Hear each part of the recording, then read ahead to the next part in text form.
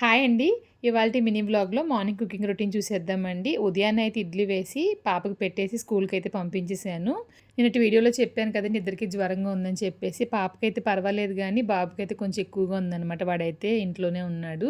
ఇంకా పాప అయితే నార్మల్‌గానే స్కూల్‌కి సెలవు అస్సలు పెట్టదండి. ఇంక ఈ రోజు ఉండిపోమన్నా, లేదు వెళ్ళిపోతానని చెప్పేసి వెళ్ళిపోయిందనమాట. నిన్న నేను మెడికల్‌కెళ్ళి వస్తుంటే ఒక చోట దోసకాయ కనిపించింది. మన ఊర్లో దోసకాయలు దొరికినట్లు ఇక్కడ చెన్నైలో ఎక్కడ దొరకవనమాట. సరే కొందామని వెళ్ళానండి. వెళ్తే ఆ ఒక్క దోసకాయ రూ. 23 ఎంతో తీసుకున్నారు. వంకాయలయితే రూ. 30 తీసుకున్నారనమాట.